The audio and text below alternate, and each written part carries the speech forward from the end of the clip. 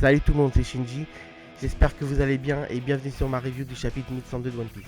Avec de nouvelles infos et la confirmation de ce que je disais au dernier scan.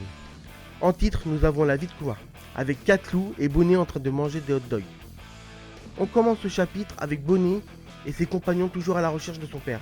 On comprend mieux maintenant pourquoi elle a fait partie de la génération terrible. Avec tous les problèmes qu'elle a causés aux marines et aux gens, d'ailleurs on voit les marines à sa poursuite pour la stopper mais ils échouent. Après on voit Kuma et c'est super intéressant car on apprend qu'ils étaient sur la même île mais que Kuma s'est caché pour respecter ses engagements envers le conseil. Mais c'est pas la seule fois où ils se sont croisés. Tout au long de la première partie du manga, ça va arriver. Ensuite on voit Bonnie sur son bateau dire que s'il doit prendre leur temps, elle allait profiter pour chercher Nika en même temps. Et ça va dans le sens de certains qui ont dit que c'est peut-être Bonnie le 10e membre de l'équipage, même si je trouve ça moyen, c'est très probable. Je n'aime pas cette idée car même si c'est une capitaine, même si elle est forte, elle sera jamais dans le top 3 alors que Yamato aussi. Et ça prouve que Oda écoute beaucoup les fans, même si j'ai toujours pas perdu espoir. Mais on apprend que ce flashback se déroule au moment où Luffy a vaincu Arlong et gagne sa prime de 30 millions de berries. À ce moment-là, S est fier de lui, alors que Jinbei est choqué qu'un gringalet batte Arlong, et c'est à ce moment-là que Dragon avait décidé d'aller à Lockton, sans dire pour quelle raison, mais nous savons tous ces raisons. C'est pour protéger son fils, et cet éclair n'était pas anodin, comme on connaît pas ses pouvoirs. Il a sûrement la capacité d'agir sur le climat, car on le voit faire du vent contre Smoker. Et encore aujourd'hui, il n'a pas précisé si c'est les pouvoirs de Dragon qui avaient permis ça. Après on revoit Bonnie qui, comme c'est toujours une enfant, elle dit de piller tout ce qu'ils veulent, mais dans sa tête elle dit seulement les méchants. Et elle dit de n'aider personne, et dans sa tête elle pense également sauf s'ils ont vraiment besoin.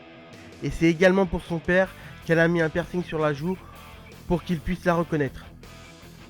Et pendant ce temps, on voit Kuma à Egghead découvrir les pacifistas, et comme ils lui ressemblent tous, il trouve ça troublant. Comme j'ai dit au dernier chapitre, il se doutait que Luffy pouvait être Nika avec ses pouvoirs de caoutchouc. Et c'est même Kuma qui apprend à Vegapunk que Dragon a un fils. Et comme j'avais dit la dernière fois, tous ses actes envers les Mugi les testaient comme un killerback où il a donné toute la souffrance de Luffy à Zoro.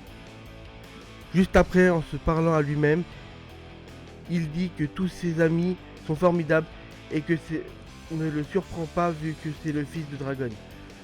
Donc on voit bien que Kuma tient Dragon en haute estime. Et c'est à ce moment-là qu'il a appelé par la marine pour faire blocus à Barbe Blanche, car ils vont exécuter Ace. Et on voit encore Bonnie à l'archipel en train de manger des pizzas, mais Kuma reste dans l'ombre, ne peut pas résister à la voir une dernière fois.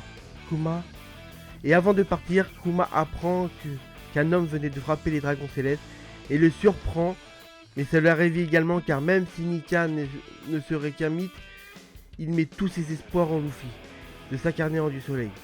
Et c'est pourquoi il a décidé à tous les sauver, et il va demander à Vegapunk de lui demander de protéger notre navire jusqu'à Membre revienne.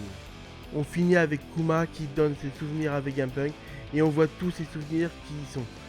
Après on les voit remercier Vegapunk pour tout et lui demande de dire à Bonnie bon anniversaire pour ses 10 ans. On finit ce chapitre avec Bonnie en pleurs, donc je pense que tout ce flashback qu'on a vu depuis plusieurs chapitres, c'est Bonnie qui les regardait grâce à la bulle de souvenirs de son père. Voilà, la vidéo est terminée, tout comme les flashbacks je pense. N'hésitez pas à liker, à partager, abonnez-vous si elle vous a plu. Un commentaire sur ce chapitre sera également apprécié. Je vous répondrai à bientôt pour une nouvelle vidéo. Ciao!